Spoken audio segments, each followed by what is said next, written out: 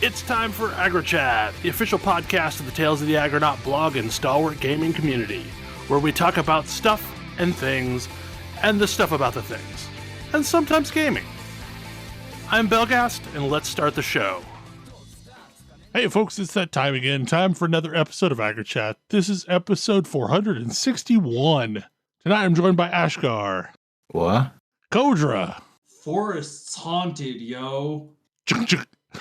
Damn. Hello. Yeah, we're kind of a short bunch this week, because a bunch of stuff has gone on. Some holiday related, some not. Don't expect to be hearing from us until the new year. Yeah, like we're gonna have probably intermittent until the new year. I have 3 more days of work left before I'm out for the rest of the year, so I'm looking forward to that. Like, I think most workplaces would be better off if they just did that, and or maybe even between Thanksgiving and Christmas, because I don't know about y'all's workplace, but not a hell of lots happen between Thanksgiving and now. Oh my goodness. No. Maybe it's our company, but we are chugging along. A lot of people are going to be taking time off between Christmas and New Year's. But I also know that there are some people who that's their favorite time to work because they actually are able to concentrate and focus and not get constantly pestered. So I respect both people. We had a bunch of deadlines ahead of Thanksgiving because we knew the way that our workplace was that once Thanksgiving rolled around, it was hard to get a quorum of anyone to do anything. Anyway, Pokemon Mystery Dungeon. Yeah, Pokemon Mystery Dungeon. A game that I played, I'm going to say 3 years ago, because I think my son was 3. It came out during the pandemic. Did it? That sounds right. And my son was 3, and it was definitely a formative narrative experience for him, because at credits they leave you on a real downer note and don't pull that back until afterwards. But we played through that game and got into the post game, and I was having a good time, and I just sort of stopped playing it. But now my son's picked it up and he's playing it himself.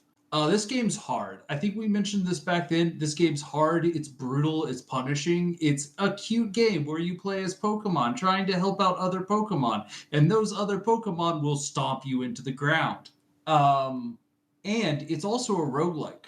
It's properly very roguelike to the point where you die, you're dead. Asterisk. But they really liked the idea of the bones files from Rogue. So instead of you being dead, you can't play until you get rescued. So now my son comes to me and is like, hey, I need your help. My Pokemon all fainted here. Can you bring in your team and help rescue them? And so that's the new thing we're doing. Whenever he takes the TPK, we go in and we it's very cute. They have a password you have to enter in. You go and you rescue them, and then they give you a password to enter in on the other file. And thankfully I can do this all on the same Switch.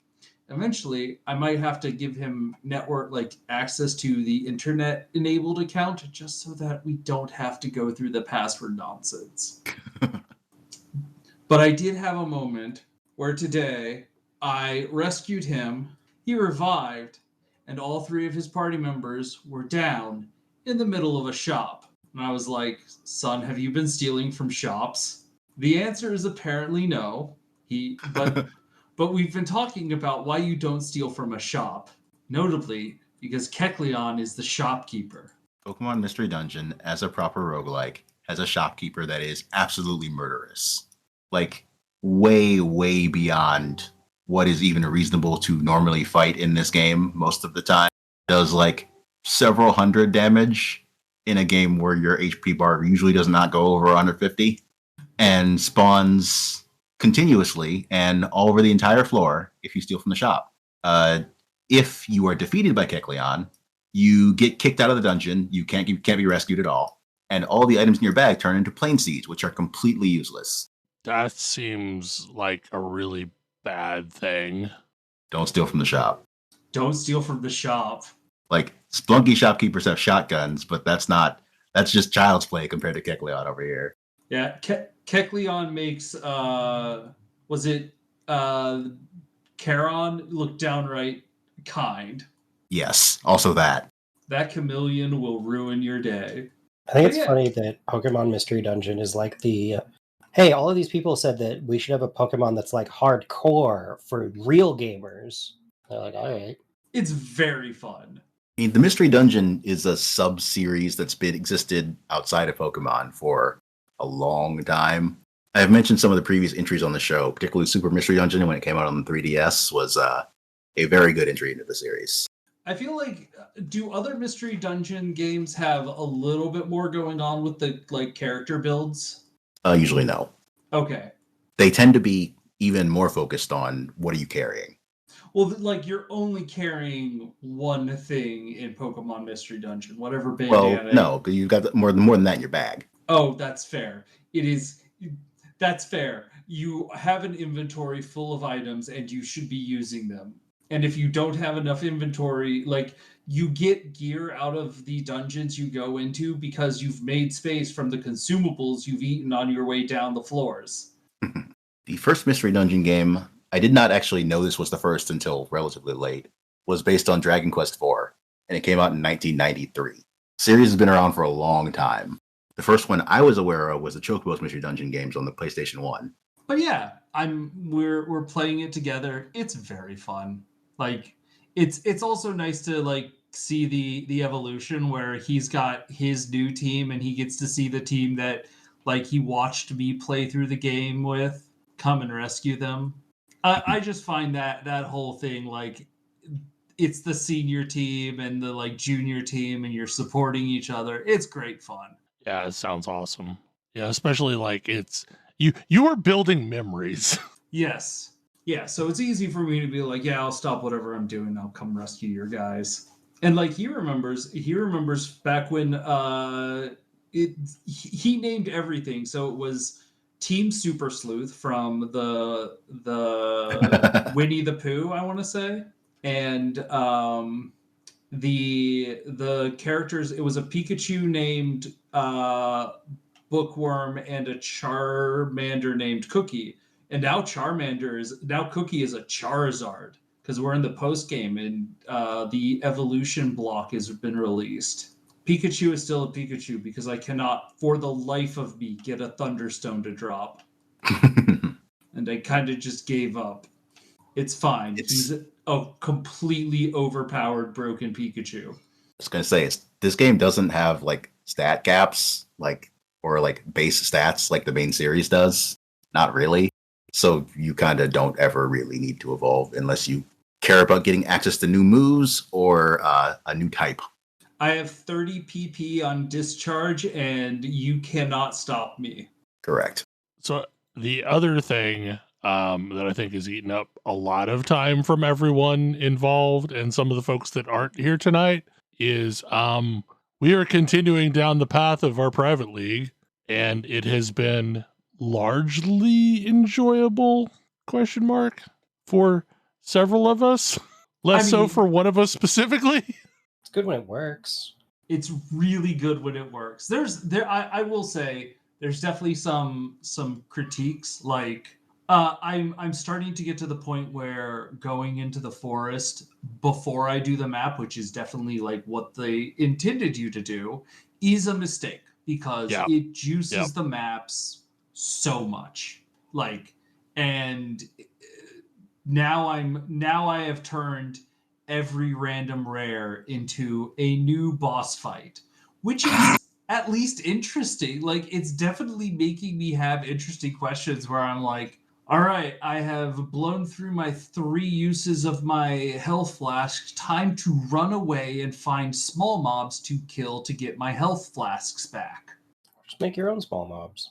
Yeah, that's very smart. Very smart. Do they give flash charges? There is in fact a thing. There's in fact the second part of that ascendancy gives them. You get like like quadruple flask charges from them. Increased flash charges and also Val Souls, which they don't normally grant. Do they count as does that count as a curse or a hex? Yes, No. it does. It's a mark. It is a curse. Oh, it's a mark. So that goes against my curse limit? It has Yeah, it not does. in my experience. Well, you can't have it and conductivity on the same enemy. Unless I've allocated Whispers of Doom, but I can't have it and conductivity and LE weakness on a single enemy. Correct. That's interesting. That is that does not seem to have been the behavior I've seen. Granted, That's how it's supposed to work, but Yeah. who knows if it actually does work that way. I might try that. I might mess around with that. I'm currently really enjoying Primalist and what I've got going on there. But I will say the idea of being able to maintain 100% uptime on my utility flasks does sound really appealing. I mean, that's the thing I'm really digging about the tincture one Warden. is, Warden. Because, like, basically the 2 flasks that I have on either side of my tincture are pretty much 100% uptime. But that plays with melee abilities, and I don't think it plays with spellcaster abilities because you have to hit things with your weapon, I think. Yeah, it doesn't. Correct. I use it for Gift of the Magi until I can get something else because I want to go fast during the campaign. Yeah, I've got like Quartz Flask as one of the 2 that I keep up all the time, which is really great for Delve because you can get blocked by packs of mobs down in Delve real easy if you're going down to the tunnels. So I, in theory, have near 100% uptime on phasing. Nice. But I like being in the forest. I don't like what it does to my maps all the time. I know, like, especially it definitely has that thing going on where sometimes it will turn a lot of the mechanics in this league that they are encouraging you to do are also there to make like mobs harder. I think, Tam, you mentioned you ran into a double tormented, triple empowered mob, and that sounded like actual nightmares. Yeah, that was rough. Like, they just keep stacking the difficulty. Well, the thing that I find interesting, and this is like not going to be the strategy for, quote unquote map juicers, but, even though you get to tier 16, you still get a certain number of lower level or map drops. Like, even if you get all your void stones, there are still circumstances where you can get lower level maps. And the nice thing about that is like, if you throw like a middle of the road yellow map in and go into the forest and juice it up, that map now feels like a much better experience than, just running a yellow map randomly. Cause like, after a point, yellow maps just rot because you're never going to run them. You're going to keep running 14 or higher maps because that's required to trigger all of the things that you would want to really, trigger by running maps, Maven Witnesses, things like that. But, by throwing in like a, I don't know, tier 8, tier 9 map, and then going into the forest and heavily juicing it up, it feels like a meaningful experience. I mean, I've managed to get 3 div this league before I got to red maps. So yeah, I could definitely see that being the case. I am also still juicing all of my maps with the forest. I make bad decisions in this game. I didn't do that as I was completing a lot of my higher tier red maps because I just wanted the completion and to move on with life so that I could start getting more copies of those things. That's a reasonable thing to say. Because like when you actually complete a map, you start seeing a lot of that map more often. Yes. Map drops can only be your completed maps or connected maps. Unless it's Delve, and Delve can kind of drop anything from what I can tell. I think that's still restricted to your completed maps or the first tier of maps. I got a bunch of red maps in Delve before I was even close to red maps. So maybe Delve is just weird. I don't know that I believe that. I believed it at one point, is that Delve would just drop maps I already had access to. However, this league specifically, I got a bunch of red maps well before I could actually get red maps out in the world. So I don't know. I don't know what the logic is for drops in Delve, but they sure do drop a lot of maps. I think operative strongboxes also break the rules, so I guess I wouldn't be that surprised if Delve did too. Yeah. What are operative strong boxes? I know there's a notable for them, but I don't know what that means. They contain scarabs. Yeah, just lots of scarabs. And I think like it's cartographer strongboxes that I'm thinking of. Yep, that's what you're thinking of. I did get a scarab conversion where I got like 20 scarabs and like a winged scarab. I'd never seen that before. So what's your guys' favorite? Oh, I've gone too deep here moment. I haven't gotten that far yet, so it's still empowering campaign bosses. A thing that you would think I would learn to stop doing, but whatever. Why? So my I went too far was that I had triple empowered essence creatures that were in a ritual that spawned later as the same thing from ritual. So with like everything else happening at the ritual at the same time. So like that was a bit much. That sounds awful. And like I've got the node on the atlas that splits my essences. So I had to fight two of them at the same time and then had to fight them again in the ritual. Split is a strong statement, is a weak statement, actually. Isn't it duplicates? Yeah, it duplicates it. Like, so basically you have two of the same boss from your same essence, but it also means you get twice the essences. So yeah, okay. But if they're both empowered, it can be kind of miserable. Yeah, it can be. I did not take the nodes that are like, hey, maybe your essences just have a lot more essences on them, because I don't really want to fight more than 4 essence beasts at the same time, like the ones that have 4 on them at once. I did take that last league and it's hilarious. But, I did take that last league, and I also did do the 8s. I did the Nico thing so that I had to fight an 8. That was definitely a thing. Yeah, no, like they just keep getting worse every time you stack on another essence. I do not want to see what those are like empowered. I'm definitely glad. I think I would have known. I spent way too much money on that map. I think I would have known not to do that. You might have done the thing that I've done a couple of times where I hit the button out of habit and then I'm like, no, oh God, I need to get out of here. I need to go as far in the direction that doesn't have any wisps in it because I don't want this to get awful. Oh yeah, that is actually my biggest complaint, is there needs to be a no, I made a mistake, get me out of this forest. Like, end forest encounter. I think you can just like go out into the darkness and it will eventually exit you. No, you can't. You will run into walls sometimes. Like there's no automatic exit. Yeah, there's no. I swear I have gone into the darkness and eventually, like, it just teleports me out. Yes, you can if you run out of wisp energy. Yeah, that means you ran out of wisp energy and might not have realized it. Okay. If you have wisp energy, the wisps will clear the darkness.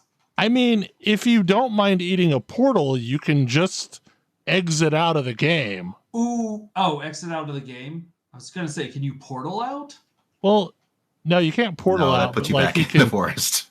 You can, I mean, like, you can F9, which I think is the logout key, and log yourself out and then log back in, and you'll have, I don't think you can go back into the forest at that point.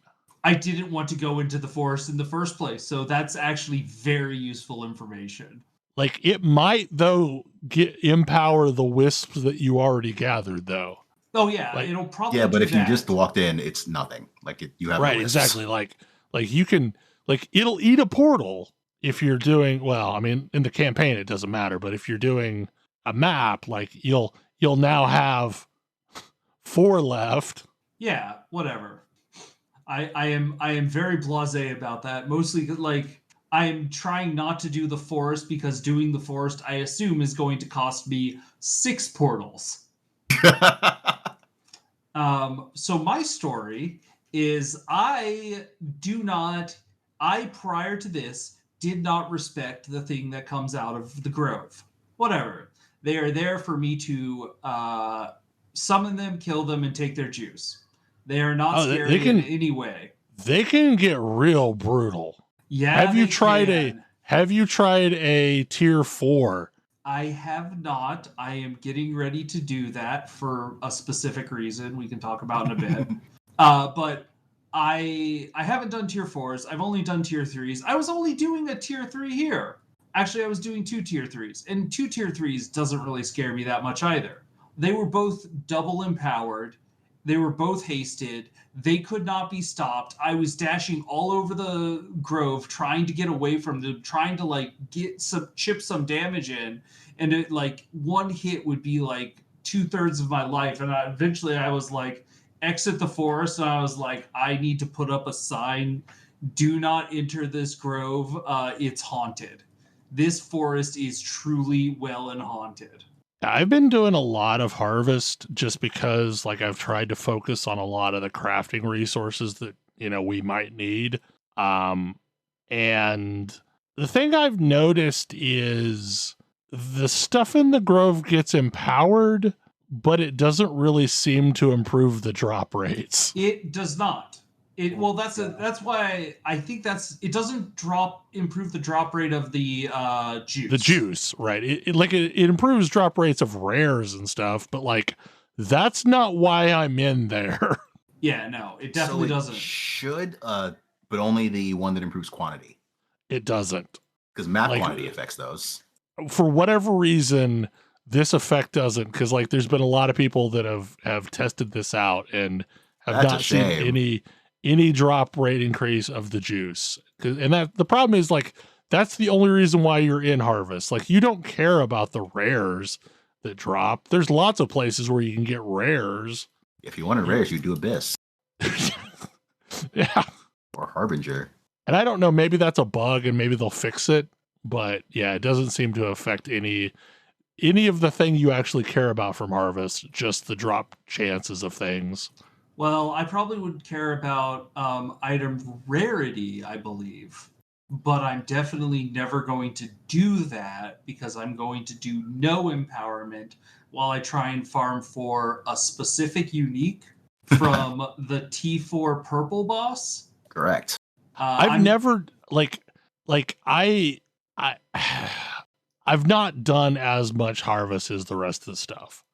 This is all new to me, but the story goes is I planned to play my second character as Bone Shatter because I had a good MTX package I really liked and it looked good on Marauder.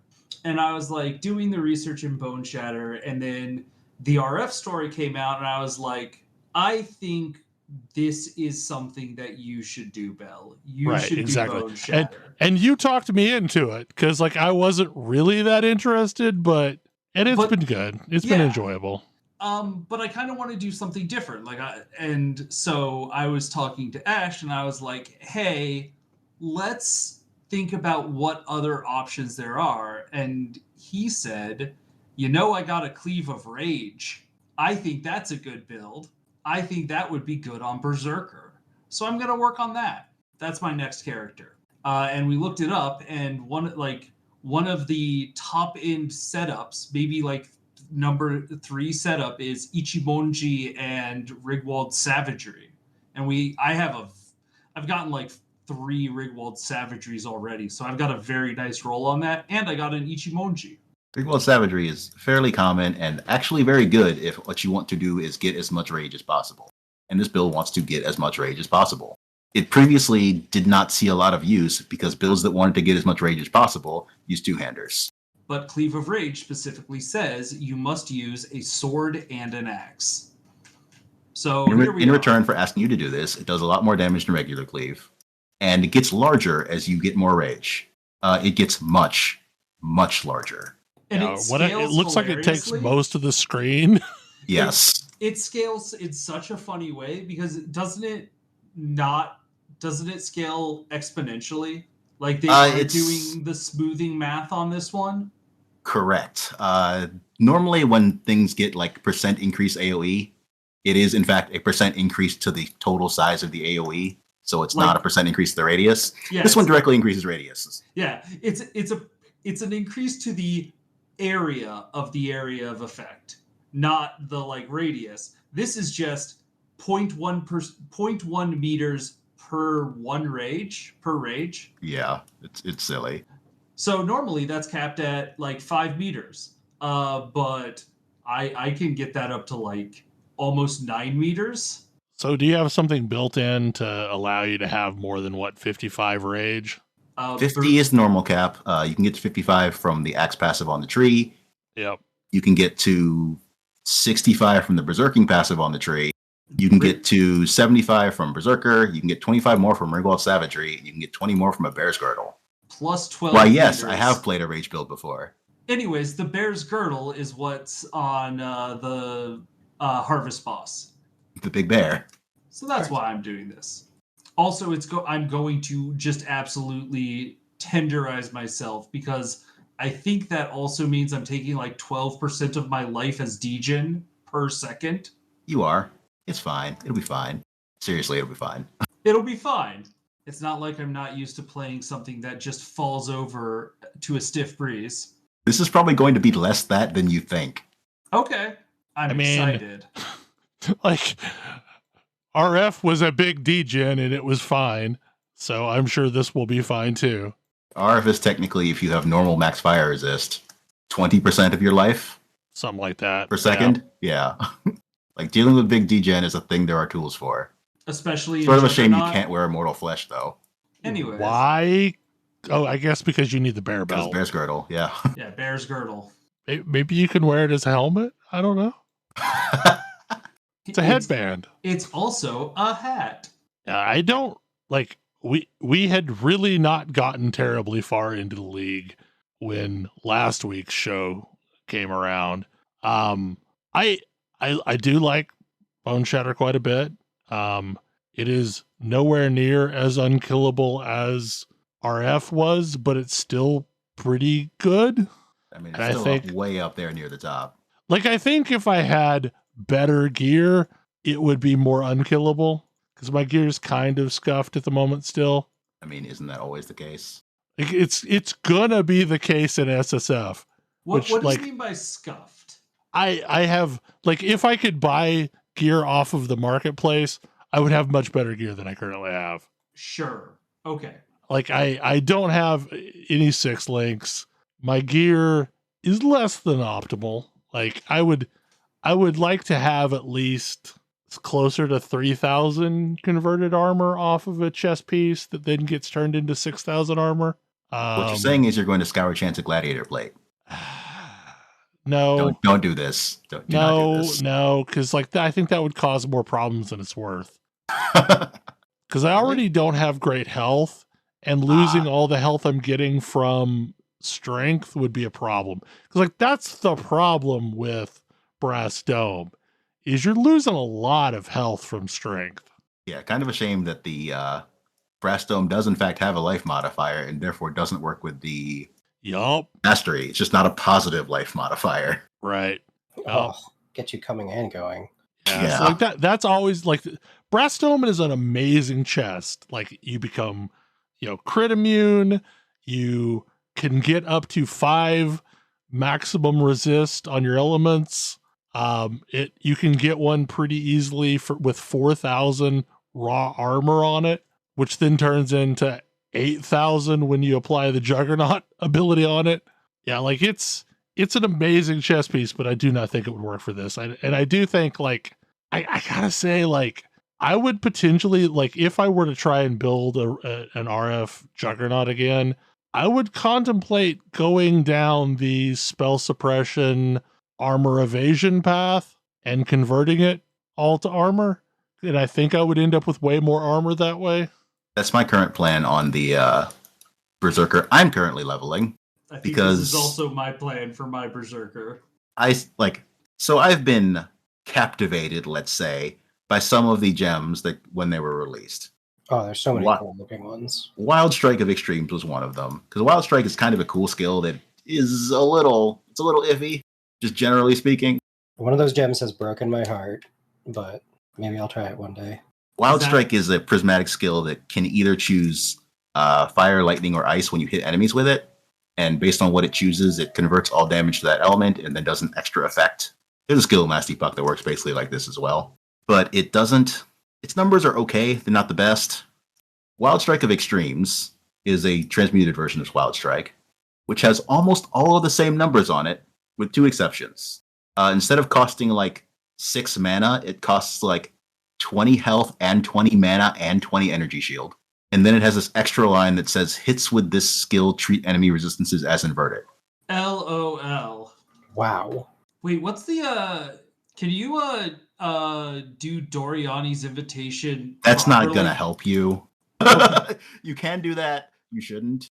Okay, I wasn't. It's like, hey, here, have as much lightning resist as you want, mob. You're capped at 90%. Your lower cap is much, much lower than minus 90%. You should use Doriani's to give negative resist if you're going to use it. Okay. But many people have had that thought. I'm glad I'm not. I'm glad at least I'm on a similar wave. Absolutely. No, it's better mostly to not do anything and just let monsters just take the hits as they come, not have to worry about things like elemental weakness or not penetration, exposure.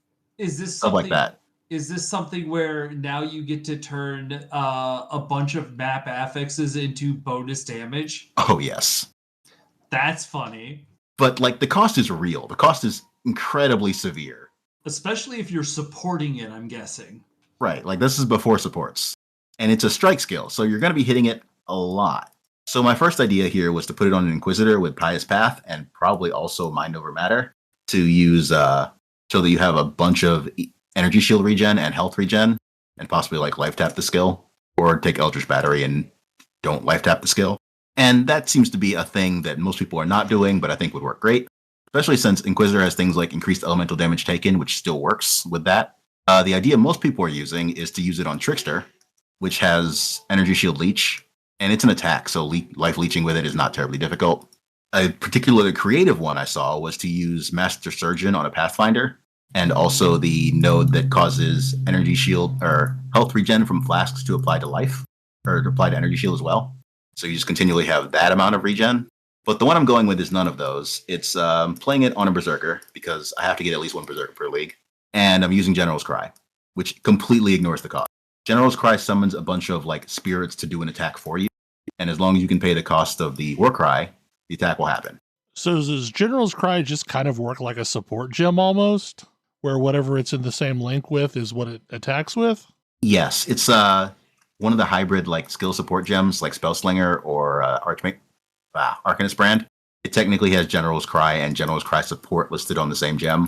So yeah, you put General's Cry and an attack in the same link, and you hit the button, and as long as there are corpses around you, a bunch of spirits show up and use your attack. Yeah, I was going to say, is this like Divine Blessing, is it? Yeah. Yes. Use the ability, get the linked ability to happen. Yep. I do think the closest match is probably Arcanist brand, since that's the only one, like, nobody uses Spellslinger anymore. Nobody knows what that even does, which is a shame, because I think Spellslinger is cool. I mean, I like the names. I like the term Spellslinger almost always. It's a similar support that causes spells to be cast when you attack with a wand, but it has a rather large reservation, which makes it not terribly viable. I like the idea of like shouting and having a bunch of guys. The Warlord player in me loves this idea. There is I would not call this SSF friendly in any way. There is a very, very meta way to use General's Cry with Blade Flurry. Yeah, like it's supposedly a really good boss killer, yeah. I'm guessing because it's not SSF friendly, there's a bunch of uniques to jump through. Oh, absolutely, yes. Like one of them is Red Blade Banner, which I kind of want anyway, but works fine without it, but it would be nice to have. It's but one of them is Paradoxica and one of them is Abyssus. And you can't really do this without those. You can't do all the things you need to do. So a thing going on with the Bel League I love is just there are so many items I get excited about seeing because they might not matter to me, but I know they matter to my friends. Yeah, that's been awesome. And we've discovered a very key component to how I play Path of Exile. You can never tell me the odds. I'm going to do dumb things, and if you tell me the odds, like, I'm not going to succeed. But Ash was just idly talking about how we were looking at trying to get some more strength for Tam's build because it was kind of asking for a lot of high level red gems and a high strength requirement item. And Ash mentioned that there's like if you corrupt Crimson Jewels, you'll eventually get an item that converts passive nodes that could give int into strength nodes. And I was like, okay, that's cool. And he was like, yeah, and that's really useful because our friend Grace is going to be using is going to be trying to get a unique corrupted gem as well called Rain of Splinters. I was like, oh, neat. So I can like knock out two birds with one stone. So I just then went to My comment was that you'll get this gem accidentally on the way to a Rain of Splinters. I don't think that's how I heard it. I just heard That's what I said. In my head, I just heard like, oh yeah, I can start corrupting these crimson gems. And so I corrupted like 12, and on my 13th try, I got a Rain of Splinters. And then on my 14th try, I got the strength gem, which I was actually going for.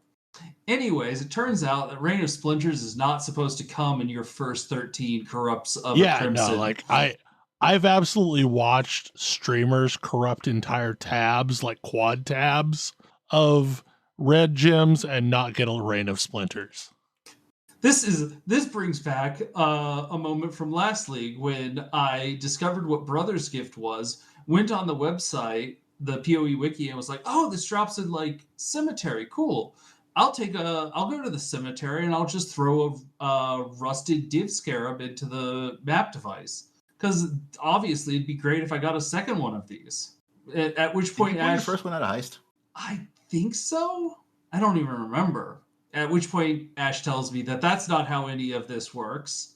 I was like, I don't know. I'm just going to try it. And sure enough, in that very run, I got my second Brother's Gift in a single day. Never tell me the odds. So Grace's theory is that by jokingly referring to this as Bel League, that you've transferred some of my luck to the entire group. I have seen more uniques this league than every other league I have played combined by an order of magnitude. I mean, that's definitely true. It's also a little bit of the fact that the big league mechanic just throws rare stuff at you. Yeah, it does. Still haven't seen a profane proxy, though. No, I haven't either.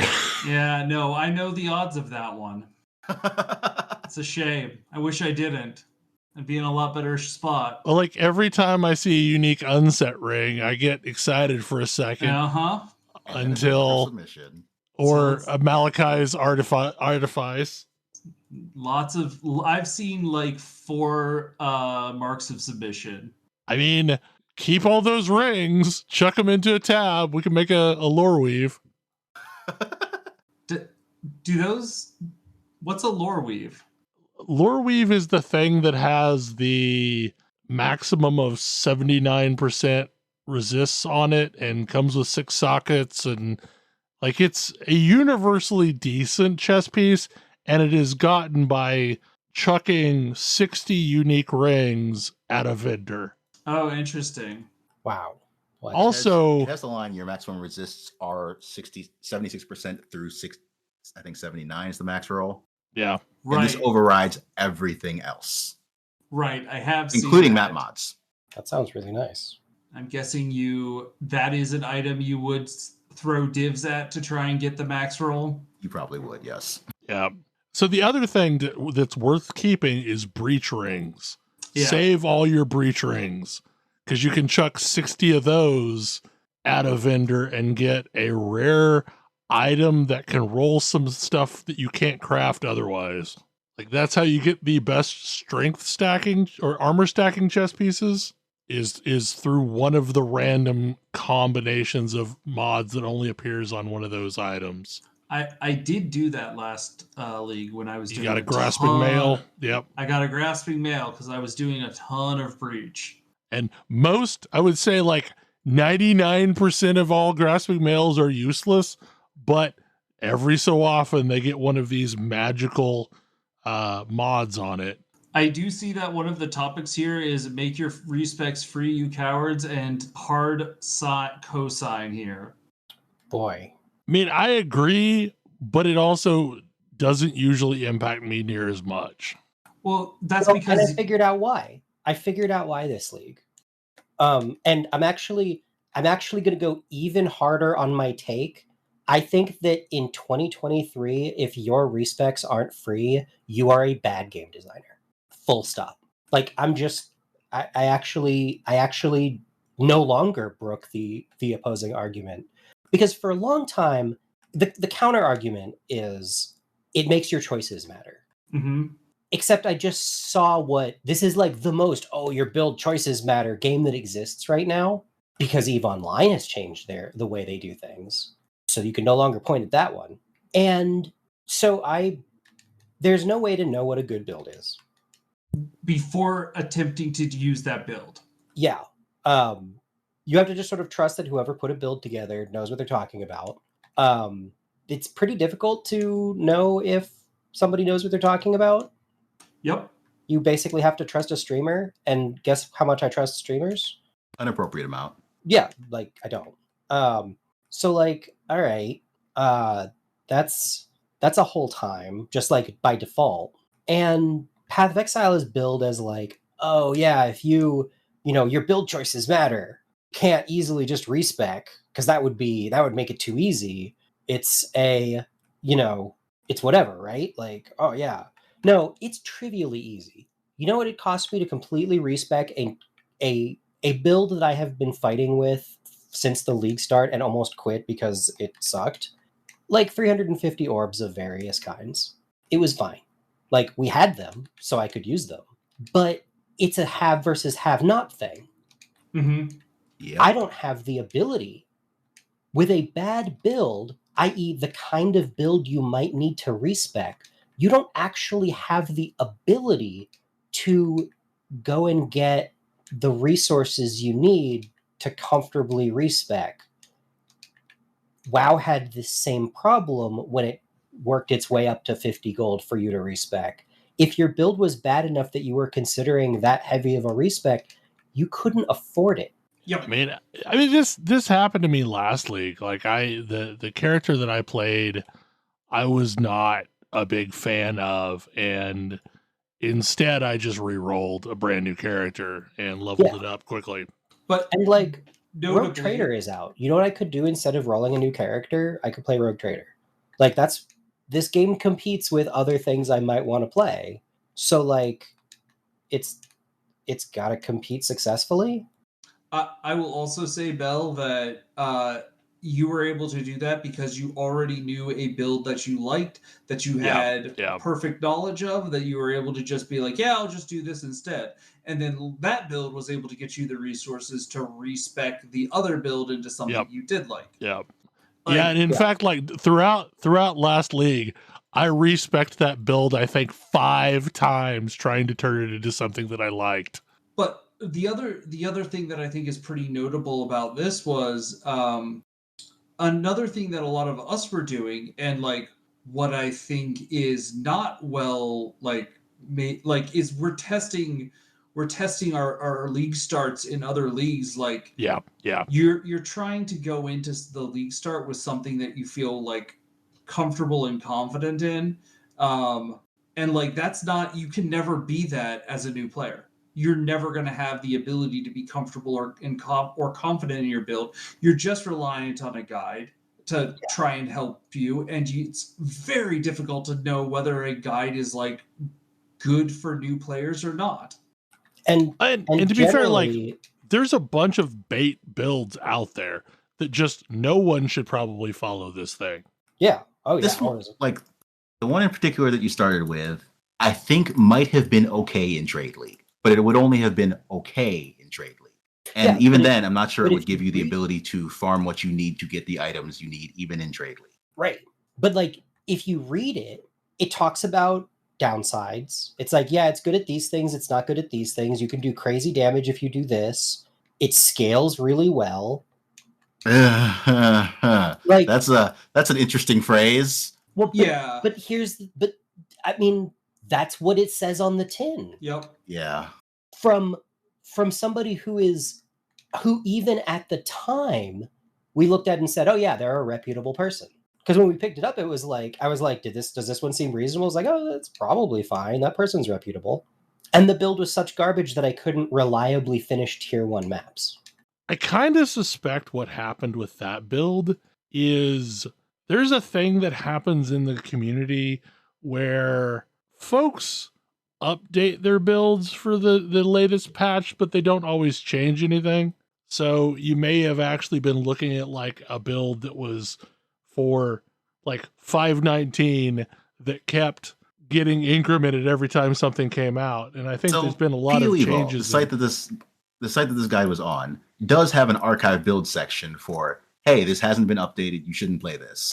This was not in that section. Nope. It should not have been as bad as it was. But like, I logged off last night, basically like, I think I'm done with PoE this league. This is too frustrating to play. Mm-hmm. Because it was. Like, yeah. The only time I leveled after 80 was when I was being carried. And like, I was like, do other people have problems leveling by 80? And everybody was like, oh, no, you don't usually see any kind of problem until like 90 or so. That should be nothing. I was like, fuck. Like, yeah, like 95 is traditionally when it really starts to slow down. It slows down way before 95. Yes. But it like slows down versus literally zero progress, which is what I was doing. Like, even when I could clear a map, it wasn't like, I cleared this map and made progress. I usually, if I went into the map with any XP, I came out with less.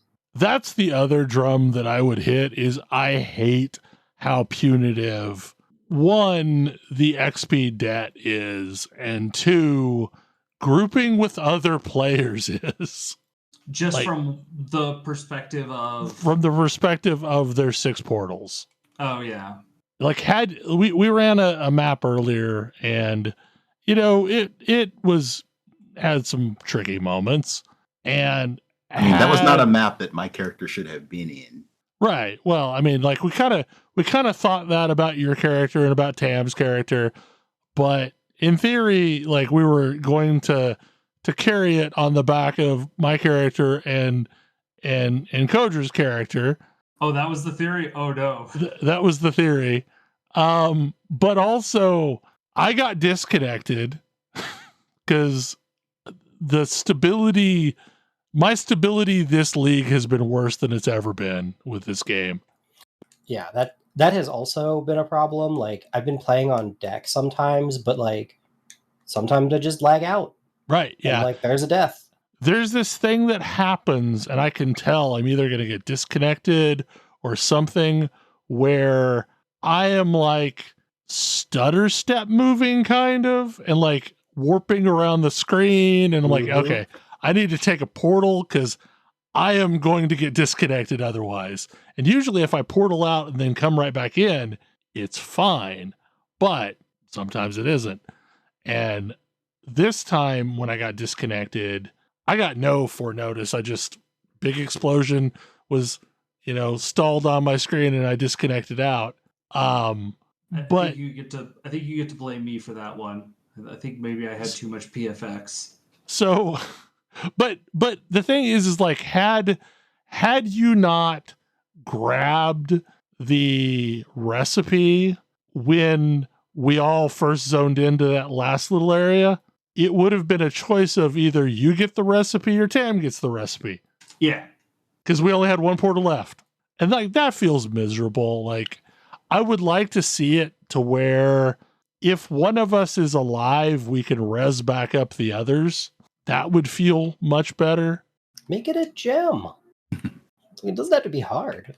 Part of me, so what I really want is I want grouping on easy mode or easier mode, with maybe even negative loot drop constraints. I don't know what you have to do, because the challenge here that I know the devs are thinking about is they're watching these videos of like Empyrean Gaming doing their 6-man content, and like the screen is just entirely mage bloods. I mean, that's a bit extreme, but they did have a double headhunter drop. Yeah, that's what it feels like watching it. It's like, oh look, there's just nothing but mage bloods. Sweet. Like they were like, yeah, we've gotten 5 raw divs to drop in the last like minute. Like, okay. Well, but yeah. So what? I mean, you are on a company with a game. Your game has a trade economy. You can't let it get completely out of hand. I mean, yeah, you know how you fix that? You get rid of the things that let you manipulate the trade economy. Turns out you control all the levers. They have put some constraints on the things that let you maintain the trade economy, including grouping. I don't like how they do it. And again, they should let you group without doing this nonsense. Yeah, that's mostly where I'm at. Like, even if they made it so only the person that was running the map got any loot and it didn't benefit from the existence of the other players or something like that, like at least give it a way that you can like run stuff with other players in a more reasonable manner that doesn't feel like you're kind of punitive or like you're punishing the odds of like whether or not you're going to get through that map. In before somebody weighs in with somebody not on this podcast, mind you, weighs in with, yeah, that's what campaign is for. You know I'm right. The campaign is the warm-up session. The problem with that is there's too much fun stuff that happens in just maps, in just post-campaign. Like, I like running maps because the maps become just this giant playground of, hey, look, there's that mechanic, there's that mechanic. I run a stream of consciousness even when I shouldn't. I mean, I like stream of consciousness because I don't have to spend nearly as much on scarabs. Oh, even last league, when Bel dumped his scarabs into the stash, I was still running stream of consciousness until I was doing things that told me, hey, we're only going to reward you challenge credit if you put scarabs in here. And then I begrudgingly unallocated it. Like, I had wound down at that point and you were still very active, so I wanted to give you all the fuel in the world to do stuff. And I used it. I burned through all of those Maven invitations. Which is hilarious. I killed Maven like 4 times last league.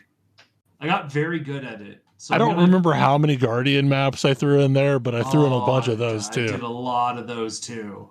Bel's vaults always have mini splendors. It's great. And it's all from digging in mines. Yeah. Dig in the dirt to get loot. I have been doing more delve this time around. I am almost into like the level 80 stuff, and I kind of have to stop before I get to like where I get level 82 gear, because I'm still holding out hope for an Omen Wand Fracture. You can always just go sideways. It's the best way to control specific loot drops, like level ways. And I will go sideways to try and get me that Fracture. Because like in Delve, you can fine tune like specific mob levels down to a single digit.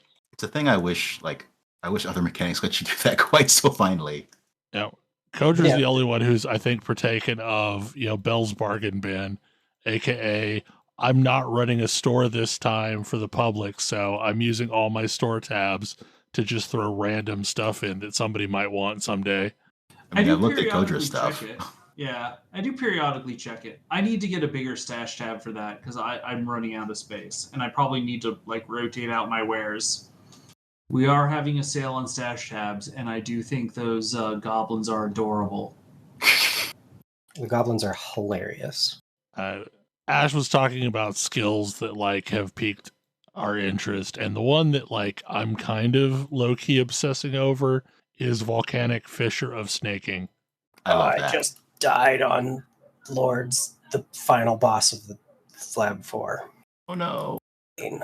Volcanic Fissure of Snaking is an interesting skill. Yeah, I mean, right now I'm leaning towards a chieftain, I think.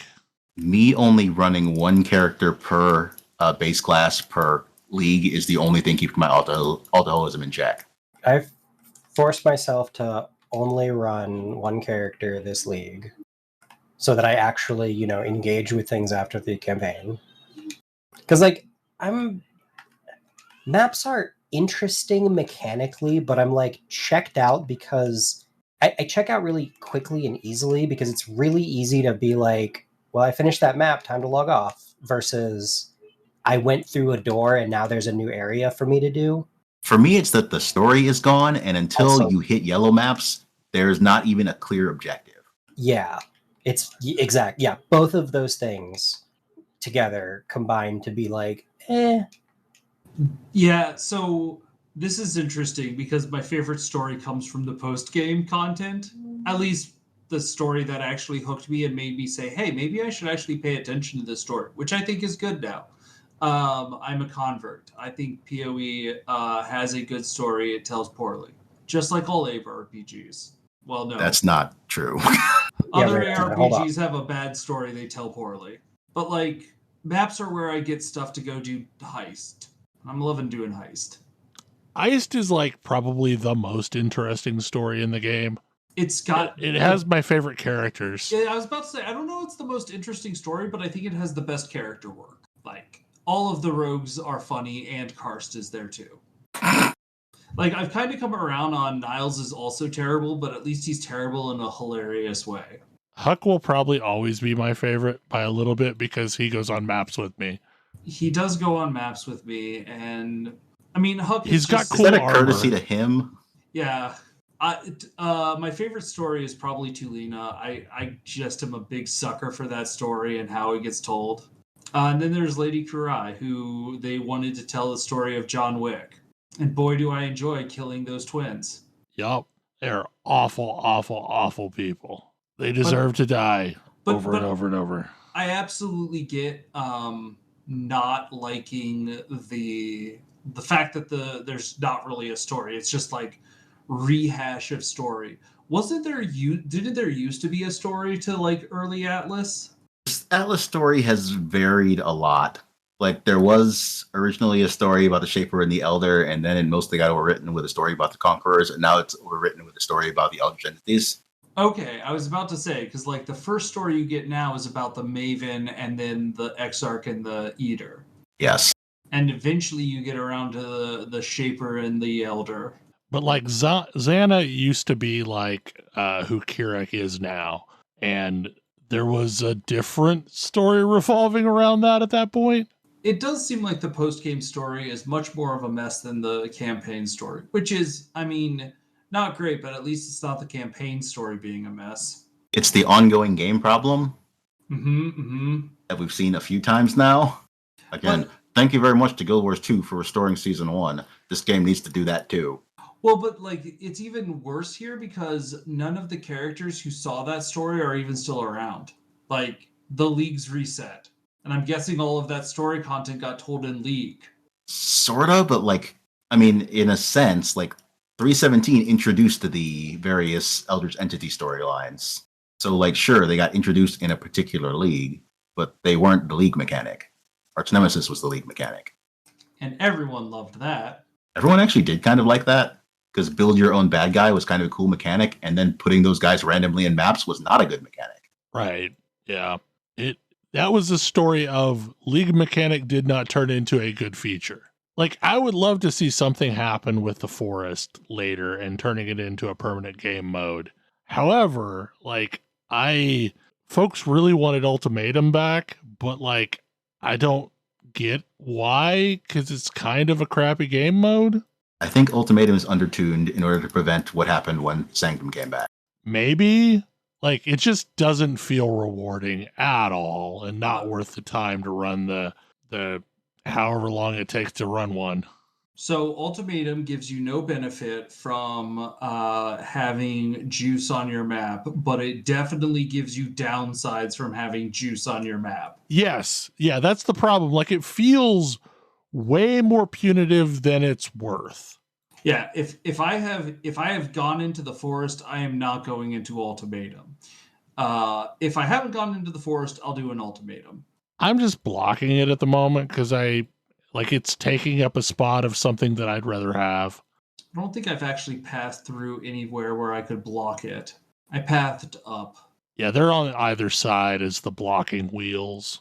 Yeah, I copied your work, Bel, because I was like, okay. I'm not happy with my Atlas. What's Bel doing? Oh, Bel gets. Bel starts each league with Wandering Path. Well, you snake go immediately to all hands, right? Right. I immediately go to all hands. Then I go up and pick up either shaping the mountains or shaping the skies, depending on which side I'm going to be on. Yeah, I've gotten the both skies of those. Is a moderate priority this league because there is a challenge that basically requires it.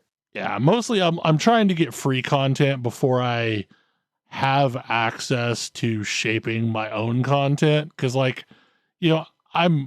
just now turned off the one that takes away scarabs that you were talking about earlier, mostly because I had a stockpile of sulfite scarabs and I was trying to get some delve juice real quick, but I'll probably turn it right back on because if you're just running random maps, it is a better deal than having to have scarabs, and especially since you can't buy cheap scarabs in our league because we don't have them to sell.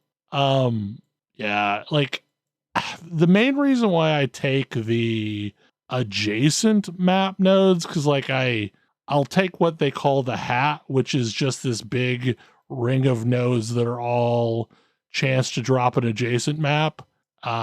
Those help out a lot, especially once you start getting favorite map slots, because a lot of times you can favorite a map and it will drop an adjacent map, which may be the one that you need. Okay. What I'll say is I went up to shaping and then I took the cryptic portal over to get shaping the mountains and shaping the skies. It's so weird, but I've looked at those portals and they usually save you 1 point. Depends on your Atlas. They can save you a lot more than that. I was about to say, they're currently definitely saving me at least 2 points. Okay. It's mostly if you are interested in a mechanic that is not entirely on one side. Like, I'm interested in Harvest and Blight, and those are not on the same side. Right, they're on opposite sides. I just want to do Incursion, and now I can. Incursion is pretty great. Oh, Incursion is especially good if you have Atlas support for it, because it's not quite so tight time-wise, and... Ash didn't tell me the... I mentioned, one of the things I didn't realize about Incursion is the way to make those maps rewarding is to upgrade to tier 3. So this is the first time I actually made sure I was upgrading rooms to tier 3. And let me just say, it was very funny when I was going through and Alva gets the comment of, why did you allow them to put traps in here? And I echoed it over our voice chat, and Ash chimes in with, because you want the best gloves in the game. And I was like, don't tell me the odds of getting the best gloves in the game. You already had them at that point. No, I didn't. That was before then. And then I got them to drop because you didn't tell me the odds. The only mechanic that I have ever reliably gotten, empower, enhance those jewels from has been Alva's temples. I also got one of the vials that drops off of the Omnitect, which is the first time that the Omnitect gave me any signs of having things worth caring about. It turns out my strategy of being afraid of the downsides wasn't paying off. Sometimes you just allow yourself to have negative resists in a temple because you want to have a double corruption altar. For the record, the so-called best gloves in the game are not really the best gloves in the game. But it is Architect's Hand / Slave Driver's Hand. Gloves that cause your trap throwing speed to scale with cast speed. If you want to do broken nonsense on a complete glass cannon character that kills bosses while they still have heavy damage reduction, these are your gloves. You just said, do you kill bosses with heavy damage reduction on a glass cannon character? And I kind of blacked out there, and I need to roll this now. Wait, was that supposed to be a warning? It was supposed to be a warning. This is not a character you can level with the build you finish with, which is another thing going towards Tam's thing. Because this build cannot map. It cannot function in maps. It cannot function outside of single target fights. Well, close multi-target fights. I'm guessing this is a thing that I would probably gather gear on a different character and then level it up somehow. Yes. This is not a good idea, but it is a thing that people do. And it's not very SSF friendly, so I'm not sure it's a thing you're going to do this league. Yeah, that's true. Although you did get one of the most expensive components. I mean, there's a reason why poisonous concoction leveling tech is the way it is, because a lot of people level random stuff with that. I am happy that my build at least lets me use mines while leveling. Doesn't have to be Hex Blast. Like, that's really what I look for in leveling, is a way to play something at least somewhat close to the final product while leveling. Yeah. Like, yeah. Explosive arrow, for example, like there are lots of builds that will tell you to level that with, you know, spectral shield throw or splitting steel or God knows what. But like, I just level it with bow skills, and I will switch when I can do explosive arrow. But until then, I just use, you know, caustic arrow or toxic rain or, you know, lightning arrow, something that's at least a bow skill. I will never be a racer. This build comes online early. You start using its main skill as early as level 28. Level 28 is when I get to swap to my penultimate skill as Hex Blast. But there's a bunch of logic gates before you can do that, right? I said there's a bunch of logic gates before you can actually really swap to Hex Blast. I need to have a something that does curse on hit. Right. It has to be a ring, it has to be corrupted gloves, or it has to be a dread arc.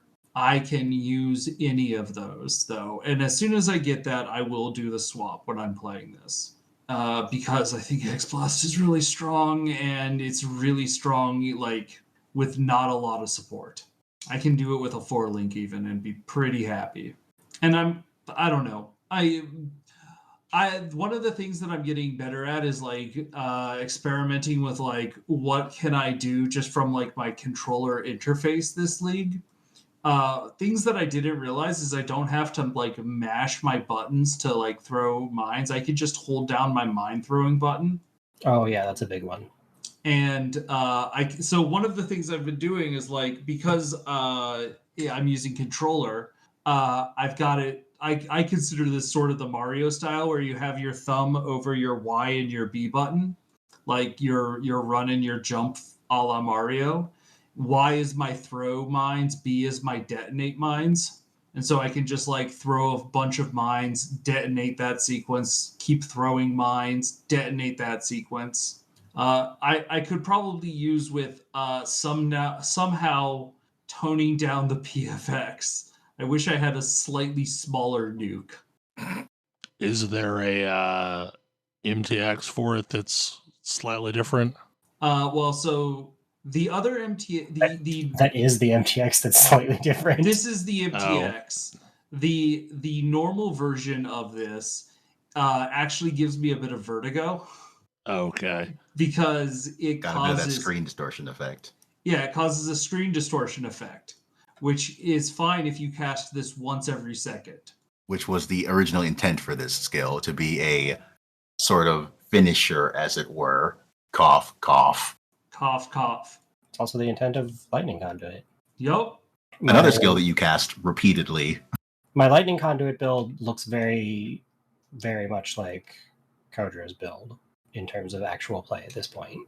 It's less egregious, but it is similar. I am missing a couple of key pieces of survivability, which is I'm definitely starting to feel a little bit and making me go less into the forest. Cloak of Flames is sadly nowhere to be found.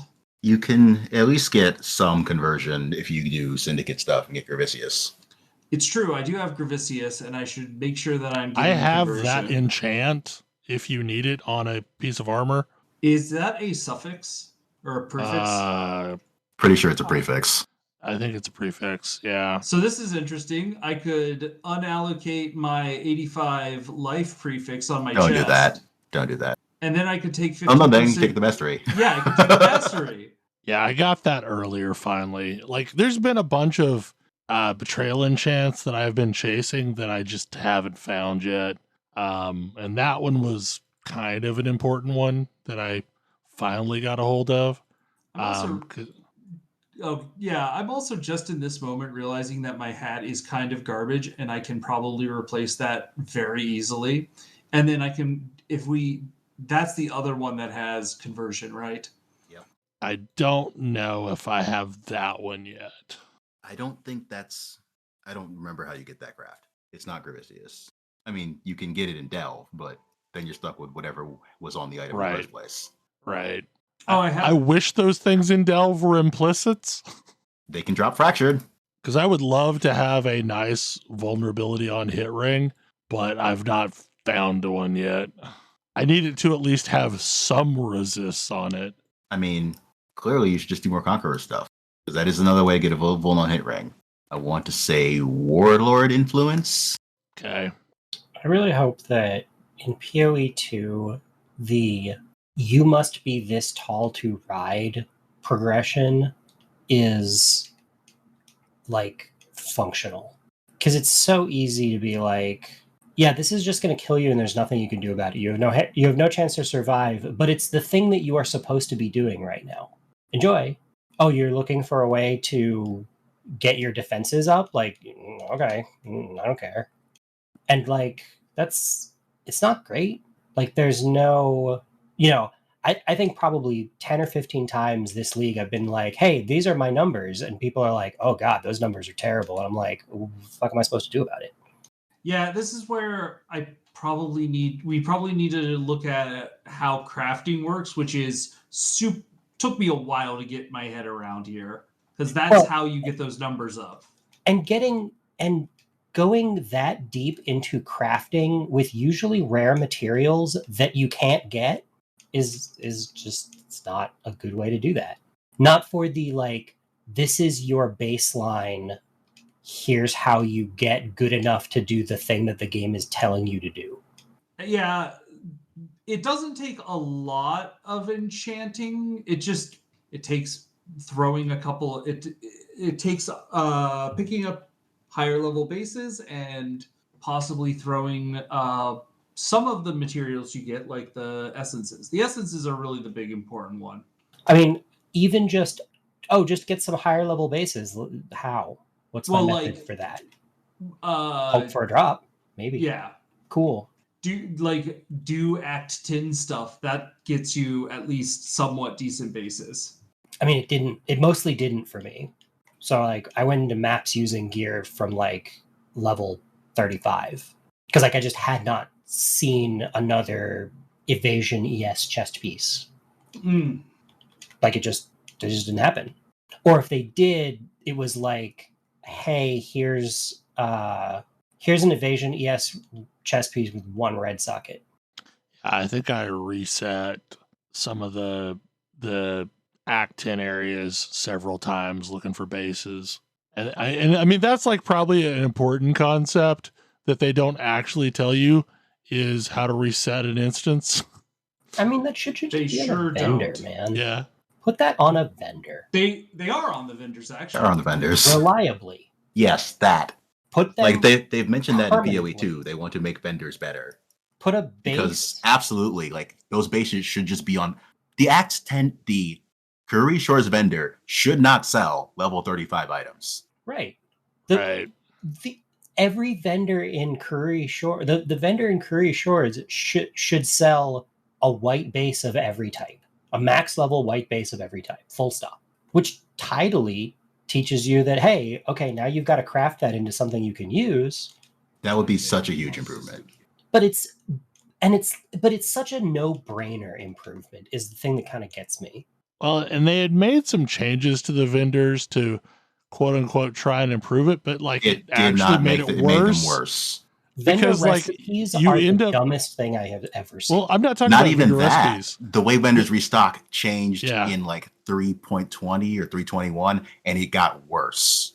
Right. Yeah. Because it Not better. used to be every time you dinged, the vendors would completely refresh their inventory.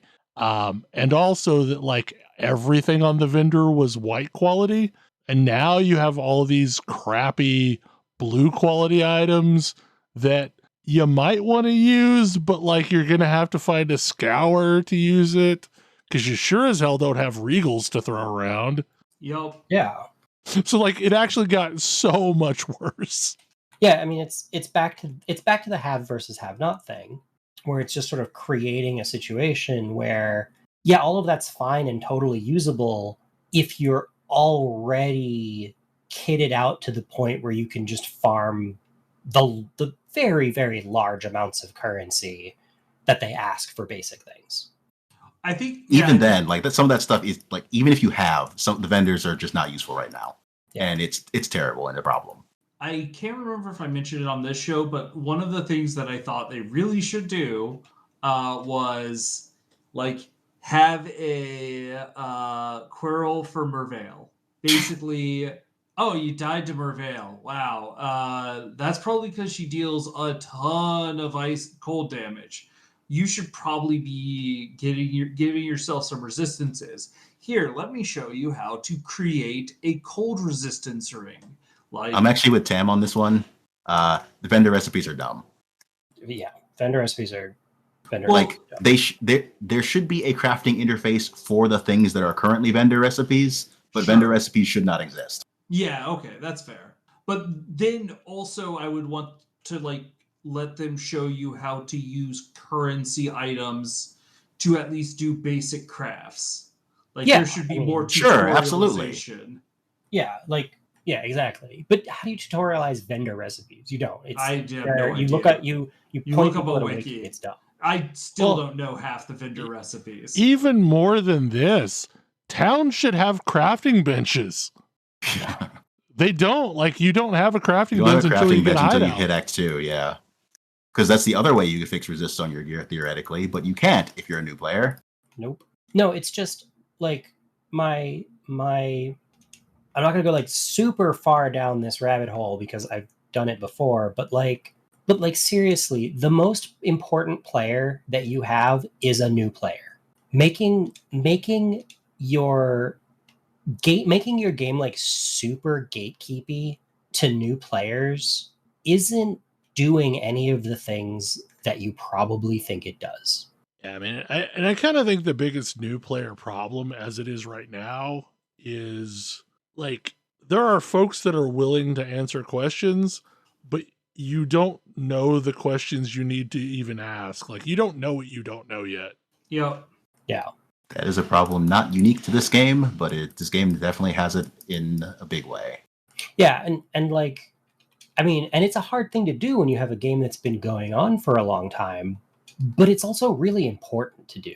Well, it's also extremely important to keep in mind if you're building a new game. Yes, that. Yeah, who is going to not know what's going on here in 10 years?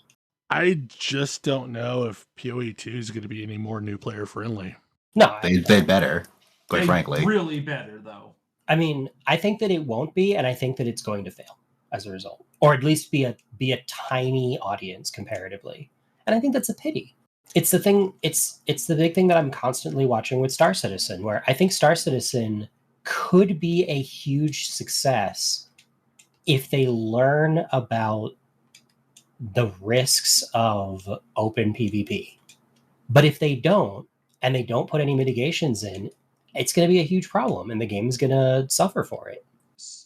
So I think the thing is that I actually don't think you want PoE 2 to necessarily be competing with PoE as much as like that much. We've said before, like I got into PoE when somebody was like talking about PoE is Magic, D4 is Hearthstone, and Magic has endured for a long time, largely because like people have bought into it. People are not going to be bought into PoE 2. And if they make it like this, I don't know that it succeeds. I think you need a different product. And this product, PoE1, can still exist. Because it is kind of this massive systems that produces interesting experiences. I mean, since they are not discontinuing this game, I think they are maybe more along those lines than they were previously. And it goes back to the thing where if you're gonna do that, you need to make your game like super new player friendly, because you need to prepare for years of bringing in new players. Because if you don't, it's gonna tip over. And like I don't think grinding gear knows how to appeal to new players. I've certainly seen no evidence of it. I just don't know what PoE2 is going to be like as far as the adoption rate of new players to it and or pulling old players away from PoE1. Like, I question if I'm going to be all that interested in the game. I am extremely interested in the game, having played the demo, but I have not played the demo. That's the thing. It's like I've not actually played it, so I don't know. it's definitely designed differently, and we'll see how that goes. I wanna play with the crossbow gun. I want to play with the crossbow gun, and I want to have mines. And I'm sure that build's going to be terrible, but I'm going to do it. I'm going to figure out how to make fetch happen with that. I just want to build that's intuitive.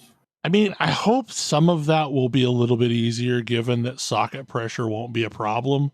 Because like there's so many layers of complexity and frustration that build up when you're starting, especially without access to Trade League. You know, like I still don't have 6 links at this point. And like, I don't know when I'll have 6 links. I mean, it may be I farm up enough fusings to brute force my way into 6 links. I don't know. Bel, I will start farming chains that bind for you. I've been grabbing the occasional random chains that bind, but like, who knows what bases we'll get out of it. Like, and I've also been farming the residents, which is kind of the better version of chains that bind, since it drops I think it's item level 90 armor. Oh, is it always 6 link? Yeah, it's always 6 link, item level 90 armor. Dapper Prodigy is that one.